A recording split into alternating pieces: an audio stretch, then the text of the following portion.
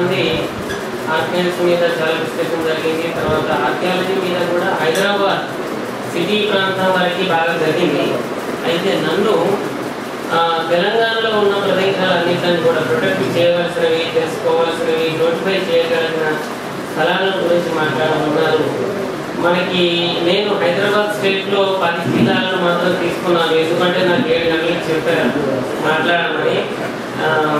సరే, అయినా కూడా నాకు ఎక్స్టెన్సివ్గా తిరిగిన ఎక్స్పీరియన్స్ ఉంది.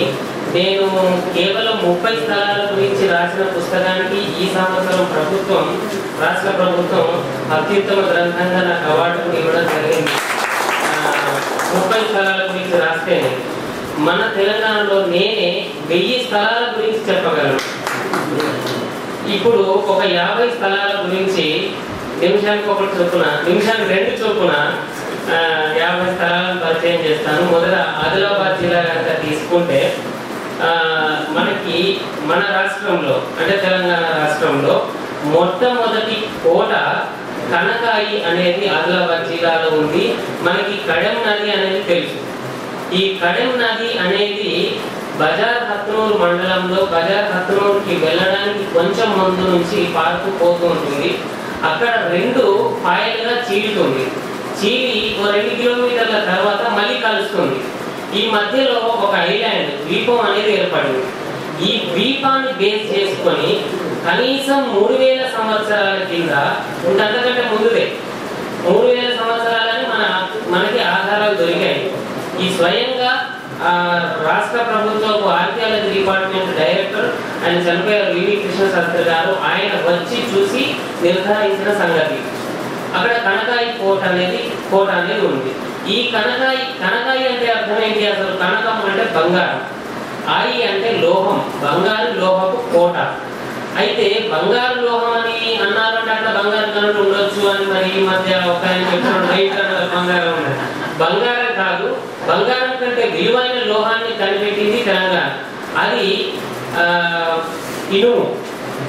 ఈ బంగారం కేవలం అలంకరణ, 1 తులం 2 తులాలు మాత్రమే ప్రతి ఒక్కరు దాచుకుంటారు. కానీ ఆన్ అండ్ యావరేజ్ ఒక వ్యక్తికి బ్రతకడానికి 50 కిలోల ఇనుము అవసరం శాస్త్రీయంగా. మనకి అంటే ఇప్పుడు మనకు అవసరం లేదు, సాఫ్ట్వేర్ వచ్చేసింది, ఇట్లా వచ్చేసినాయి. కానీ నాగలి కావాలి, కర్రు కావాలి, తవ్వడానికి ఇది కావాలి, పార, పికాసి, కమ్మీలు, ఎడ్ల బండి కమ్మీ, ఇట్లా రకరకాల. అంటే ఆ రోజుల్లో జస్ట్ 30 సంవత్సరాల కింద కూడా మనిషి బ్రతకడానికి ఒక్కరికి 50 కిలోల ఇనుము అవసరం అయ్యేది. కానీ 1 తులం బంగారం లేకుండా కూడా బ్రతకొచ్చు, ఇనుము లేకుండా బ్రతకలేదు. ఈ రోజు కూడా అఫ్ కోర్స్ ట్రాక్టర్లు వచ్చినాయి దున్నడానికి, ఇనుప నాగలే కదా వాడుతున్నది. అది కనిపెట్టింది మన దేశంగా, మన తెలంగాణ రాష్ట్రం. కాబట్టి దీని అస్మక దేశం అని అన్నారు, అస్మక జనపదం అని అన్నారు. 16 రాష్ట్రాలు ఉండేవి 2500 సంవత్సరాల కింద భారతదేశంలో. అందులో ఒకటి అస్మక దేశం. ఎంటైర్ సౌత్ ఇండియాలో ఒకటే. దాని రాజధాని బోధనలో ఉండేది. అప్పుడు పోతలి అని అనేవారు. సరే, అయితే మొట్టమొదటి ఇది మాత్రం అక్కడ ఉండేది, కనకాయి కోటలో. అయితే అది ఒకటి రక్షించవలసిన స్థలం. దాని గురించి ఎంత చెప్పకపోతున్నందుకు నేను చాలా బాధపడుతున్నా. బట్ దాన్ని విడిచిపోవాల్సి వస్తుంది. తర్వాత అక్కడ మహిష మండలం అనేది ఒకటి ఉంది. దాని పక్కనే మహిష అంటే ఇప్పుడు భైన్సా అని అంటున్నారు. ఆదిలాబాద్ జిల్లాలోనే భైన్సా అనే ఉంది. బాసాల రూట్లో వెళ్తుంటే ఉంటుంది. ఆ భైన్సా అంటే మహిషాసురుడు, మహిష మండలం. ఈ మహిష మండలం అని మనకి ఎట్లా తెలిసింది అని అంటే, అశోకుడు క్రీస్తుపూర్వం 3వ శతాబ్దానికి చెందిన వ్యక్తి. ఆయన బౌద్ధ మతాన్ని స్వీకరించి బౌద్ధ మతాన్ని అన్ని దశగా వ్యాపింప చేయడానికి తన కొడుకును మహేంద్రుడిని మహిష మండలానికి పంపించాడు, అంటే ఆదిలాబాద్ జిల్లాకి. ఎందుకు అంటే అది మహిషాసురుడు అనేవాడు పరిపాలించిన స్థలం కాబట్టి దాన్ని మహిష మండలం అని అన్నారు. దానికి నిదర్శనాలు మనకి ఏం దొరికినాయి అంటే, బైన్సాలో మున్సిపాలిటీ ఆఫీస్ ఒకటి ఉంది. దాని ఎదుట మహిషాసురుడు తను బ్రతుకున్నప్పుడే చెక్కించుకున్న విగ్రహపు పాదం దొరికింది. ఆ పాదమే 3 మూరల పొడవు ఉంది. ఇక దాని ముక్కలు ఎక్కడెక్కడ పడిపోయాయో మనకు తెలియదు. అయితే అది అట్లాంటి మహిష మండలం. తర్వాత ఇంకొక స్థలం మనం ఆదిలాబాద్లో పరిచయం చేసుకోవాలనుకుంటే కదిలే అని ఒక ప్లేస్ ఉంది. ఇది కూడా నిర్మల్కి దగ్గరలోనే ఉంది. ఈ కదిలేలో శివుడు కదులుతూ ఉంటాడు, అంటే శివలింగం. కారణం ఏంటి అంటే చుట్టుపక్కల సత్మల నిర్మల రేంజెస్ అంటే హిల్స్ వరుస ఉన్నాయి, చుట్టూ ఉన్నాయి, ఒక స్టేడియం లాగా. వర్షాకాలం నీళ్లు ఆ గుట్టల్లోకి ఇంకి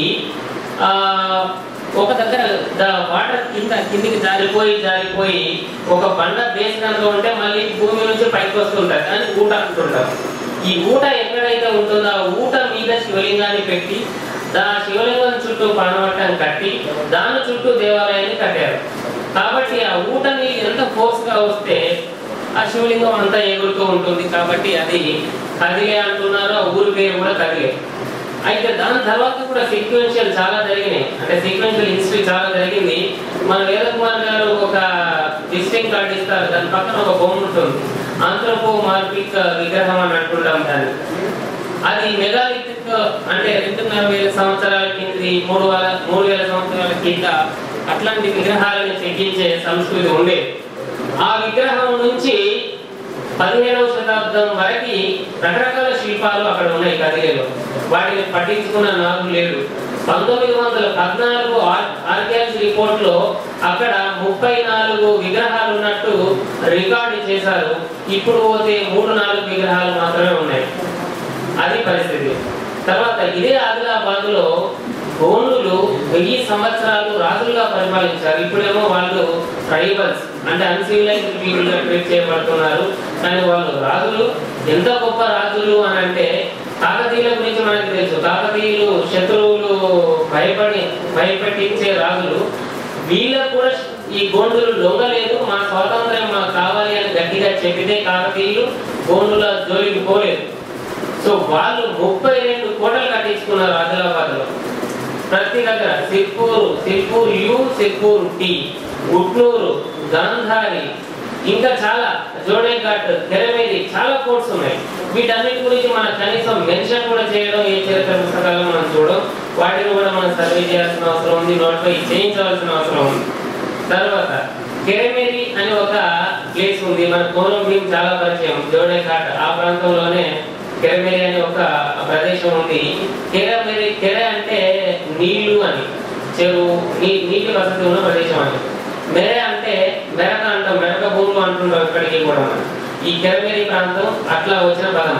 అక్కడ ఒక గుహ ఉంది, ఆ గుహ మనుషులు పోవడానికి వీలుగా ఉంది. ఒక 1/2 కిలోమీటర్ పొడవు వెళ్ళొచ్చు ఆ గుహ లోపలికి. ఒక 1/2 కిలోమీటర్ పోరగానే ఒక 200 మీటర్లు మాత్రం అక్కడ గోండులు, నాయకపోడ్లు అనే ట్రైబ్స్ ఆ లోపలికి వెళ్ళి సంవత్సరానికి ఒకసారి జాతర చేసి రావడం మాత్రం జరుగుతూ ఉన్నది. దాన్ని కనుక మనం గుర్తించి 1/2 కిలోమీటర్ పొడవు అంటే మీరు గుర్తించవచ్చు. ఇప్పుడు మనకి అరకులో గుహలు ఉన్నాయి, కర్నూలులో బిలన్ గుహలు ఉన్నాయి. ఈ గుహల్ని రాష్ట్ర ప్రభుత్వం టూరిస్ట్ సైట్స్ గా డెవలప్ చేసింది, కానీ మన సైట్ గురించి అంటే తెలంగాణలో ఉన్న సైట్ గురించి మనకు తెలియదు, తెలుసుకోవాల్సిన అవసరం ఉంది. ఇకపోతే భాషల గురించి మనకు తెలుసు. భాషలో సరస్వతి దేవి ఉంది, చాలా యూనిక్, ఇక్కడ మాత్రమే ఉంది అని గర్వంగా చెప్పుకుంటున్నాం. కానీ అక్కడ కూడా ప్రొటెక్ట్ చేయవలసిన సైట్స్ ఇంకా చాలా ఉన్నాయి. ఏంటి అంటే ఒక బాసర నుంచి వెళ్ళక ముందే 1 కిలోమీటర్ దూరంలో రోడ్ కి రైట్ సైడ్ కనిపిస్తుంటుంది ఒక దిబ్బ. నిజానికి అది దిబ్బ కాదు, అది స్తూపం.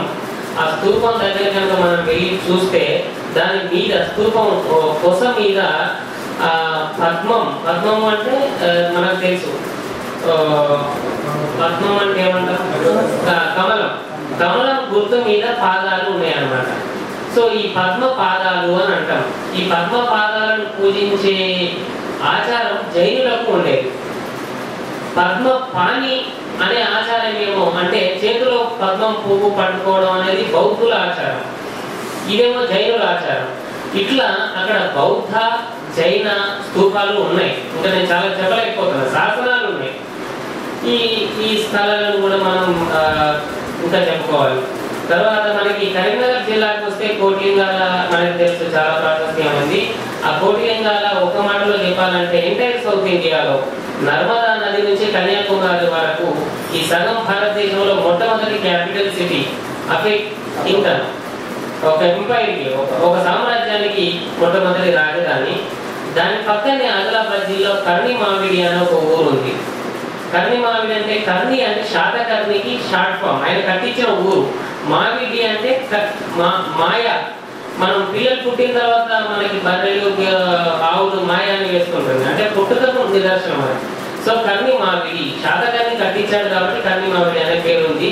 అక్కడ ఒక 50 ఎకరాల సైట్ ఉంది. శాతవాహనుల కాలకి అంటే 2100-200 సంవత్సరాల కాల క్రితంది సైట్ ఉంది. అక్కడ ఇటుకల కన్స్ట్రక్షన్స్ అవన్నీ చాలా ఉన్నాయి. అవి చరిత్రకారుల దృష్టికి రావడం లేదు. కోటిలింగాల అయితే మరి పెద్ద సైట్, అది 120 ఎకరాల సైట్.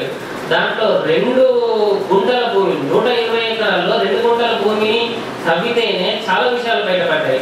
బౌద్ధ స్తూపాలు, తర్వాత ఈ ఇత్తడితో వస్తువులు చేసే కొలుములు, కుండలు, పైసలు, ఒక 4-5 జనరేషన్స్ కి సంబంధించిన కాయిన్స్ దొరికినాయి. Earliest coins, earliest script in India, earliest coins in India, earliest mints in India అక్కడ దొరికినాయి.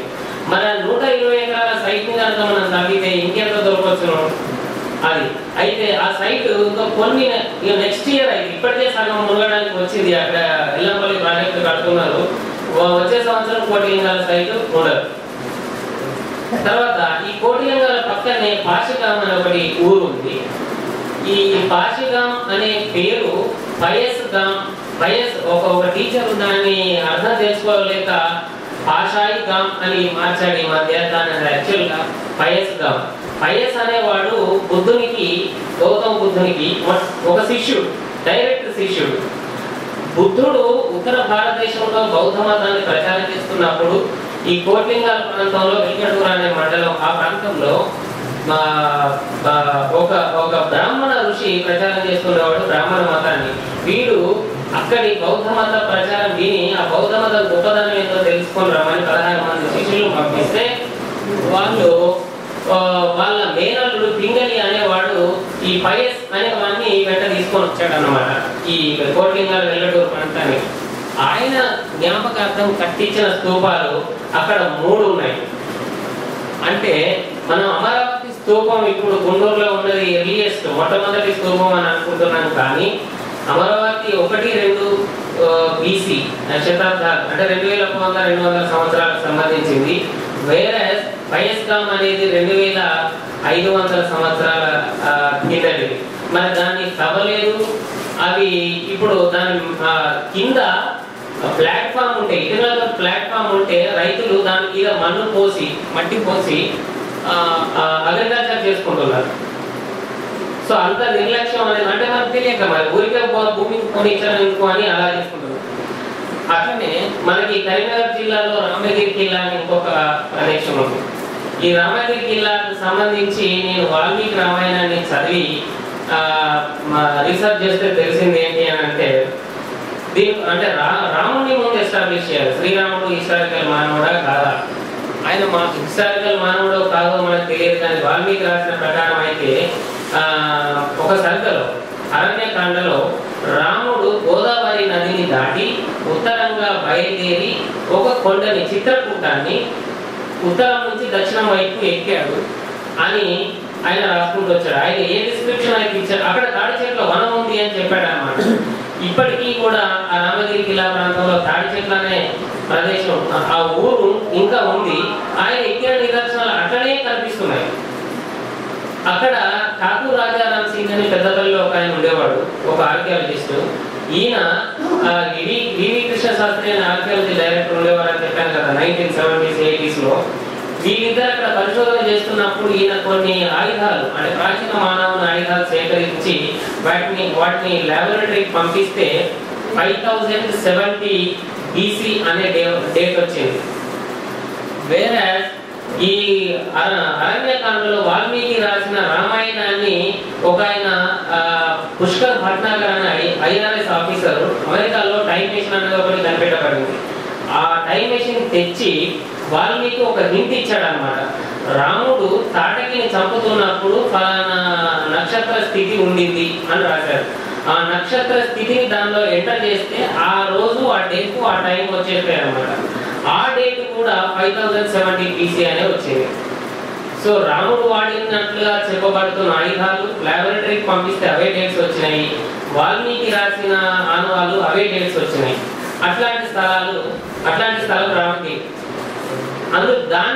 దాని ఇంపార్టెన్స్ ని అప్పుడు ఒక రాజు గుర్తించారు. ఆయన పేరు మాధవ వర్మ.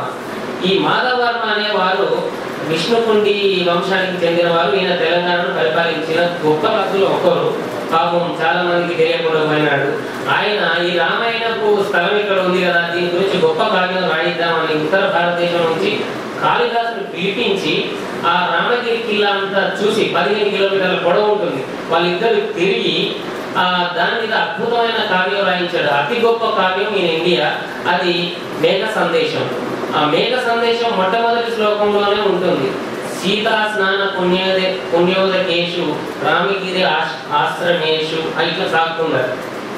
సో దాని అందాలన్నీ కూడా దాంట్లో వర్ణించబడినాయి. దాని అందం ఎంత గొప్పది అంటే చారిత్రకంగా చాలా విషయాలు ఉన్నాయి రామగిరి గురించి. సమ్మక్క సారక్కలు కూడా అక్కడి నుంచి వచ్చిన వాళ్ళే. దాని అందానికి ముగిసి 1656 ఏప్రిల్లో గోల్కొండ రాజ్యాన్ని ఔరంగజేబు ఓడించి నీ గోల్కొండ రాజ్యం నీకు కావాలంటే, అప్పుడు అబ్దుల్లా కుతుబ్ షా అనేవాడు రాజు, నీ రాజ్యం నీకు కావాలంటే ఈ రామగిరి నాకు ఇచ్చేయని అన్నాడు అన్నమాట. సో ఇచ్చేసాడు. ఈయన కూడా రామగిరిని ఇచ్చి తన బిడ్డను కూడా ఇచ్చి అక్కడ పెళ్లి చేశాడు. అదే రామగిరి కిల్లా మీద. అది 1656 ఏప్రిల్ 4న జరిగింది. కాబట్టి అక్కడ బేగం అంటే మనకు తెలుసు అర్థం. వీళ్ళ బిడ్డను బేగం ఆయనకి ఇచ్చారు కాబట్టి, ఔరంగజేబు కొడుకుకి ఇచ్చారు కాబట్టి బేగంపేట అనే గ్రామం ఇప్పటికి కూడా ఉంది. ఈ రామగిరి దాని పరిధిలోకే వస్తుంది. ఇట్లా రామగిరి కిల్లా గురించి చెప్పొచ్చు. తర్వాత హుజురాబాద్ లో కూడా చాలా హిస్టారికల్ ఎవిడెన్సెస్ ఉన్నాయి. దాని గురించి అంజనీదేవి అని ఒక ఆమె సమ్మక్క సారక్క మీద పుస్తకం రాస్తూ ఏమేమి మానవాళ్ళు ఉన్నాయి, ఎప్పటిది అది అనేది కొన్ని రాసింది. నేను ఎక్కువ డీటెయిల్స్ పోదలుచుకోలేదు. ఇప్పుడు నగనూరు అని ఇంకొక ప్రదేశం చాలా ఇంపార్టెంట్. ఎందుకు అని అంటే గుట్టలన్నీ చాలా మయమవుతున్నాయి కరీంనగర్ జిల్లాలో. అందులో నగనూరు అనేది చాలా ప్రశస్తమైన ప్లేసు. నగనూరు అంటే అక్కడి వాళ్ళు చెప్తున్నది 400 టెంపుల్స్ ఉన్న ప్లేస్ అని చెప్తున్నారు. నిజంగా కూడా 400 లేకపోవచ్చు, కానీ ఒక 0 తీసేస్తే 40 టెంపుల్స్ అయినా అక్కడ ఉన్నాయి. ఇప్పుడు దేవాదాయ శాఖ వాళ్ళు దాన్ని ప్రొటెక్ట్ చేయడానికి పూనుకున్నారు. పని అయితే జరుగుతుంది. అక్కడ కూడా జైన మతం, బౌద్ధ మతం అన్ని ఉండేవి. మొట్టమొదట ఎలగందుల అనే రాజధాని ఉండేది. ఆ ప్రాంతానికి మనకు తెలుసు. అక్కడికి ఇక్కడికి సొరంగ మార్గాలు ఉన్నాయి. అక్కడ గంగాధర అనే మంత్రి, కాకతీయుల మంత్రి రాజధాని అక్కడే ఉండేది నగనూరులో. కరీంనగర్కి మన దగ్గర 7-8 కిలోమీటర్ల దూరంలోనే ఉంటుంది. అది కూడా ప్రొటెక్ట్ చేయవలసిన ఇది. తర్వాత శాసన కావ్యాలు. శాసనం అంటే మనకు తెలుసు, రాయి మీద కానీ రాగి మీద కానీ. రాగి శాసనాలు, రాగి శాసనాలు 2 రకాలు ఉంటాయి కదా. అయితే ఈ శాసన కావ్యాలు మన తెలంగాణలోనే దొరికినవి. అవి 3 దొరికినవి. అందులో 2 వరంగల్లో దొరికినాయి. సిద్ధోద్వాహ అనేది ఒకటి, తర్వాత ఇంకొకటి అసంపూర్తి కావ్యం హనుమకొండ ఒక బండకి దొరికింది. 3వ కావ్యం శాసనం మీద అంటే బండ మీద రాసిన శాసన కావ్యం నగనూరులోనే దొరికింది. కాబట్టి దాన్ని కూడా ప్రొటెక్ట్ చేసుకోవాల్సిన అవసరం ఉంది. ఇకపోతే నిజామాబాద్ జిల్లాలో అత్యంత ప్రాచీనమైన స్థలం పోతన్. దాని మొదటి పేరు పోతన కంటే ముందు పదం పోతలి అంటే పోత పోసిన ఊరు అని అర్థం. అంటే పోత, మనం ఏదైనా కన్స్ట్రక్షన్ జరిగే ముందు ఒక పిండితోటి కానీ శుద్ధతోటి కానీ పోత పోస్తాం కదా, అట్లా పోత పోసి కడతారు కాబట్టి పోతలి అనే ఇది వచ్చింది. సో అది అక్కడ చాలా వరకు ఆ కోట అంతా నాశనం అయిపోయింది. మొట్టమొదటి అస్మక రాజ్యపు రాజధాని అని అనుకున్నాం కదా, ఎంటైర్ సౌత్ ఇండియాలో మొట్టమొదటి రాజ్యం అక్కడే ఉండింది ఆధారాల ప్రకారం. ఆ పోతన ఆ కోట అంతా ఇప్పుడు పోయింది, మట్టి కోట. అది ఆ మట్టి కోట ఒక 1/5 మిగిలింది. 95% పోయింది, ఒక 5% కోట మిగిలింది. ఆ కోట చూస్తే ఎన్ని తాడి చెట్ల ఎత్తు ఉంటుందో మనకు అర్థమవుతుంది. మట్టి కోటనే. దాని మీద ఇప్పుడు ఇల్లు కట్టుకుంటున్నారు. ఒక 3, నేను మొన్న వెళ్ళినప్పుడు చూస్తే 3 ఫ్లోర్ బిల్డింగ్ చూస్తే అది దాంట్లో ఒక 1/3 కూడా కనిపించట్లేదు. అంత పెద్ద మట్టి కోట అక్కడ ఉంది. దాన్ని పరిరక్షించుకోవాలా, మరి నోటిఫై చేయాలా అనేది ఆలోచించాల్సిన ఇది. తర్వాత అక్కడే కన్నడ కవి, మొట్టమొదటి కన్నడ కవి పంప కవి సమాధి కూడా ఉంది. ప్రొఫెసర్ జయదేవ్ తిరుమలరావు గారు సార్ కూడా వెళ్ళారనుకుంటా. వీళ్ళందరూ వెళ్ళి దాన్ని గురించి కాపాడవలసిన ఆవశ్యకతని మీడియాకి చెప్పిన వాళ్ళు. తర్వాత అచ్చంపేట అనేది నిజామాబాద్లోనే ఉంది. నిజాం సాగర్ అని మనకి తెలుసు. ఆ నిజాం సాగర్ పక్కనే అచ్చంపేట ఉంది. అక్కడ ప్రాచీన మానవుల చిత్రలేఖనాలు ఆ ప్రాజెక్టు కడుతున్నప్పుడు బయటపడినాయి. అవి ఆర్కియాలజీ డిపార్ట్మెంట్ వాళ్ళు రికార్డ్ చేశారు కానీ ప్రొటెక్ట్ చేయలేదు. అది ఎటుపోయిందో తెలియట్లేదు. తర్వాత మనకి ఒక ప్లేస్ తెలుసు, మన చిరంజీవి కొడుకు పెళ్లి చేసుకోవాలనుకున్న అమ్మాయి దోమకొండ సంస్థానం. ఆ సంస్థానానికి కామారెడ్డి దగ్గర ఒక ఊరు ఉంది జంగంపల్లి. ఈ జంగంపల్లికి ఈ దోమకొండకి సుమారు 20 కిలోమీటర్ల దూరం ఉంటుంది. ఈ 20 కిలోమీటర్ల దూరానికి సొరంగ మార్గం ఉంది. ఈ సొరంగ మార్గంలో 3 చోట్ల ప్యాలెసెస్ ఉన్నాయి లోపల. మరి ఆ స్థలాలు మాత్రం మనకి తెలియదు, వాటిని ప్రొటెక్ట్ చేయలేదు. తర్వాత కామారెడ్డి పక్కనే ఉగ్రవాయి అనే ఒక ఊరు ఉంది.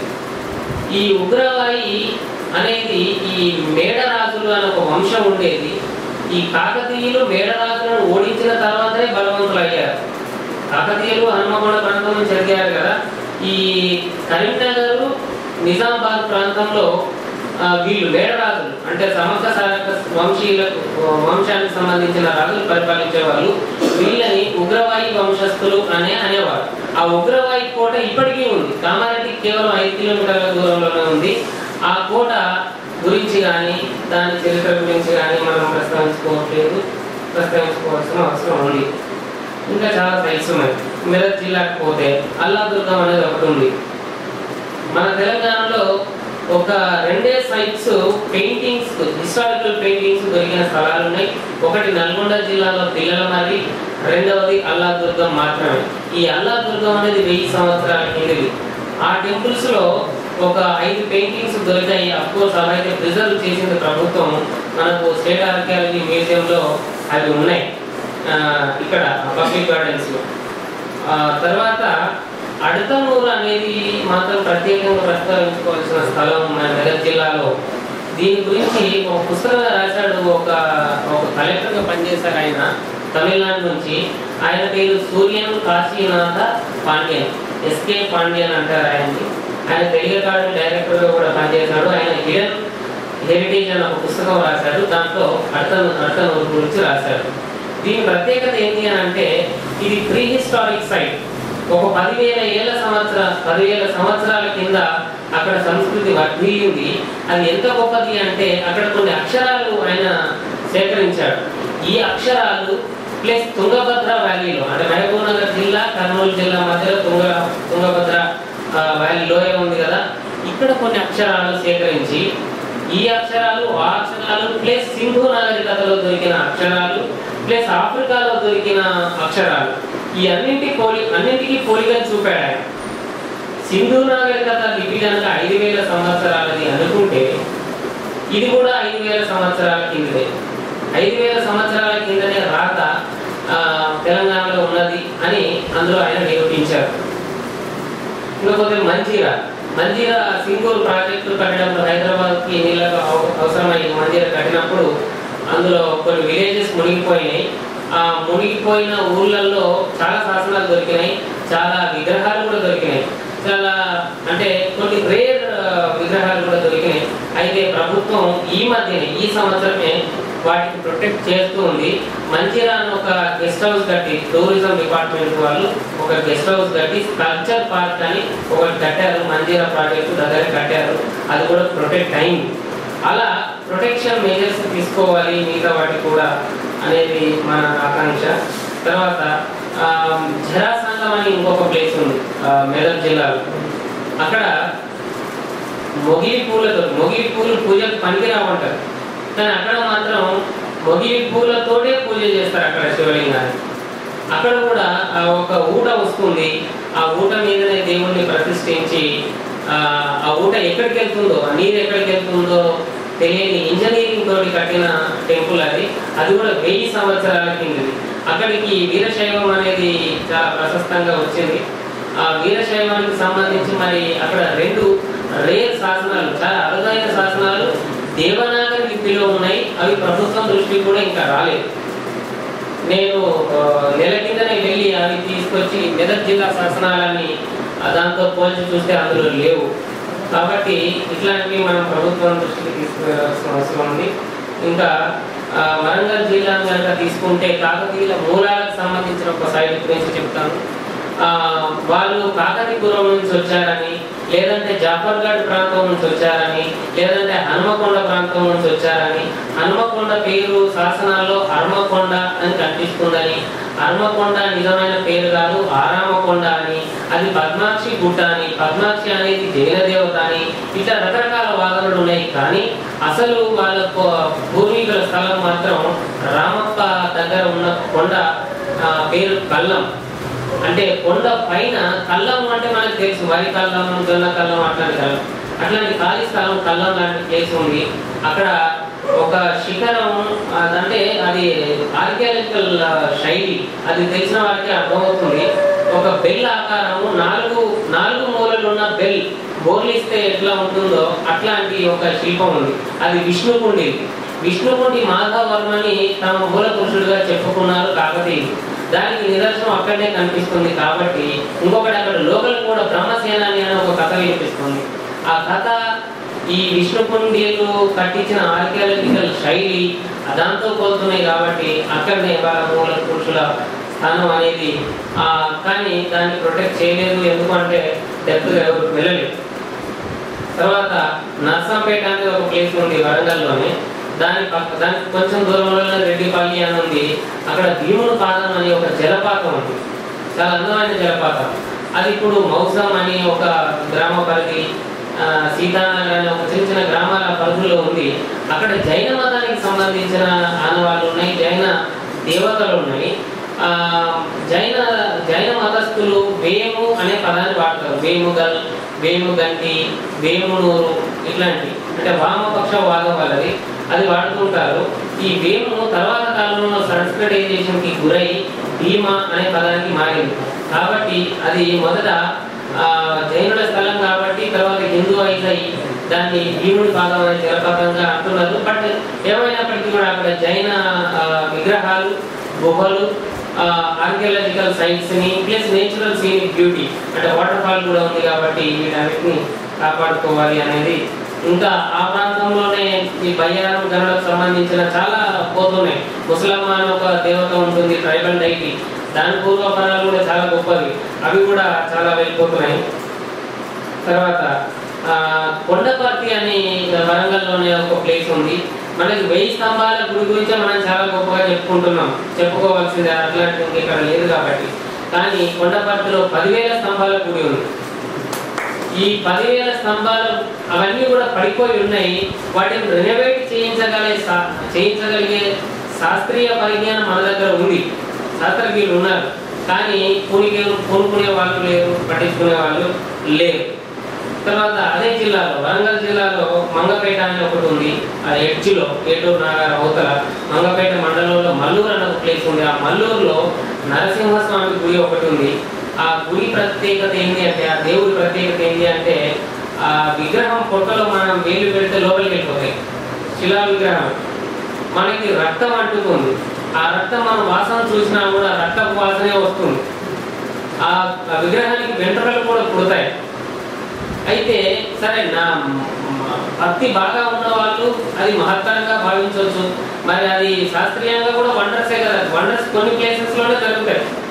శాస్త్రీయంగా వండర్స్ అక్కడ జరుగుతున్నాయి. భక్తి బాగా నమ్మే వాళ్ళు కూడా దాన్ని వండర్గా చూస్తారు. కాబట్టి అది కూడా 1000 సంవత్సరాల కిందనే, ఆ చాళుక్యుల కాలంలో.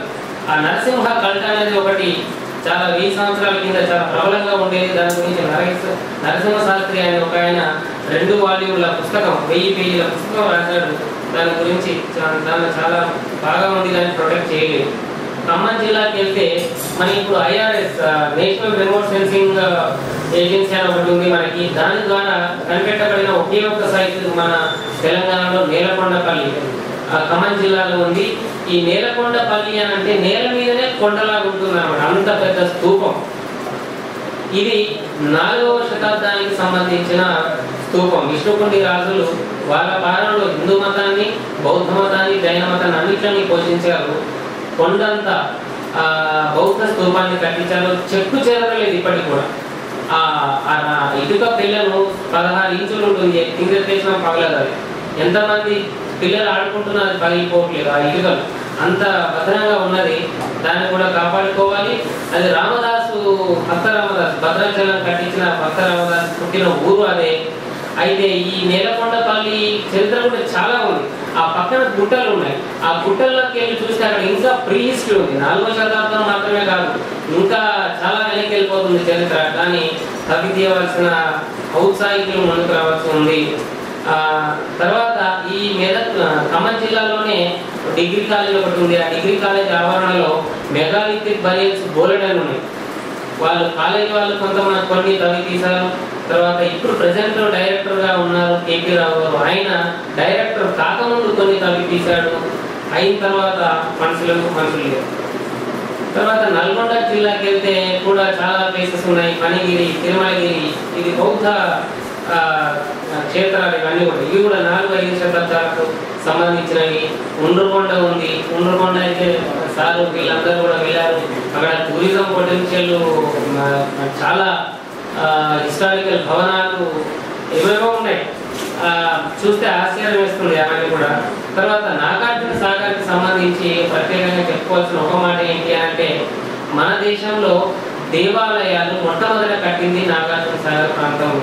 అది కూడా పోయి కృష్ణానదికి ఎడమ ఒడ్డు మీద, అంటే మహబూబ్ నగర్ నల్గొండ జిల్లాలో వస్తుంది, తెలంగాణ పరిధిలో వస్తున్నాయి. అక్కడ మొట్టమొదటి ఇటుక దేవాలయాన్ని ఇటుకతో కట్టడం జరిగింది. మొట్టమొదటి అష్టభుజ నారాయణ స్వామి అని, మహాసేనుడు అని, ఈ మహాసేన ఆలయాలు ఇట్లాంటివి కట్టడం జరిగింది. పర్ఫెక్ట్. అంటే ఇప్పుడు మనం దేవాలయాన్ని చూస్తే ముఖమండపం, అంతరాలం, ఆ తర్వాత శుకనాసి, తర్వాత గర్భగృహం, ఇట్లా అన్ని హంగులతో కట్టినవి 2100 సంవత్సరాలకు సంబంధించిన ఆలయాలు, ఆలయ శిథిలాలు నాగార్జున సాగర్ కట్టేటప్పుడు బయలుపడినవి. ఐకే శర్మ గారిని బ్యూటిఫుల్ రిపోర్ట్ రాశారు, డెవలప్మెంట్ ఆఫ్ ఎర్లీ శైవ కల్ట్ ఇన్ ఆంధ్రప్రదేశ్ అని రాశారు. బ్యూటిఫుల్ పుస్తకం. అందులో వివరాలు మనం పాఠ్యాంశాల్లోకి ఎక్కించుకోవట్లేదు. తర్వాత మహబూబ్ నగర్ జిల్లాలో నల్లమలలో కనుక తీసుకుంటే, నల్లమల అడవుల్లో నేను ఇంతకుముందు కూడా ఒకసారి చెప్పినట్టున్నాను, మళ్ళీ రిపిటేషన్ అవుతుందేమో, అయినా కూడా ప్రస్తావిస్తాను. చైనా వాళ్ళు ప్రపంచంలో అత్యంత పెద్దవాళ్ళు. 2వ పెద్దవాళ్ళు కోటగోడలు మహబూబ్ నగర్ జిల్లాలో మాత్రమే ఉన్నాయి. ఈ కోటగోడ పొడవు 2240 కిలోమీటర్లు. చైనా వాళ్ళది మాత్రం 2400 కిలోమీటర్లు, ఒక సున్నా తక్కువ ఉంది. అయినా కూడా ప్రపంచంలో 2వ పెద్ద కోట కూడా మన దగ్గర ఉన్నా కూడా మనం పెద్దగా ప్రచారం చేసుకోవట్లేదు. ఆ కోటలో మళ్ళీ నల్లమల అడవుల్లో మహబూబ్నగర్ జిల్లాలో 7 కోటలు ఉన్నాయి. మళ్ళీ ఇంకా ఈ విష్ణుకుండుల ప్రస్థానం మొట్టమొదటి అక్కడి నుంచే ప్రారంభమైంది. 7 కోటల్లో ఒకటి అంకాలమ్మ కోట. అంకాలమ్మ కోటలో ఈ మధ్య గతం అనే ఒక సినిమా కూడా తీశారు. ఆయన నన్ను అడిగితే చెప్తే వీళ్ళు తీశారు, కానీ పాపం పెద్ద హీరోలకు తప్ప చిన్న హీరోలకు భవిష్యత్తు లేదు కాబట్టి ఆ సినిమా వాళ్ళని కూడా ఆడలేదు, పోయింది. అక్కడే ఇంకొకటి అద్భుతమైన ఒక కోట ఏంటి అని అంటే,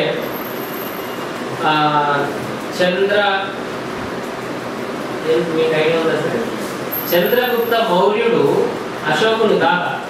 ఆయన చివరిలో 80 సంవత్సరాల వయసు వచ్చిన ప్రాంతంలో రాజ్యాన్ని వదిలేసి సన్యాసం పుచ్చుకొని జైన మతంలో కలిసిపోయాడు చంద్రగుప్త మౌర్యుడు.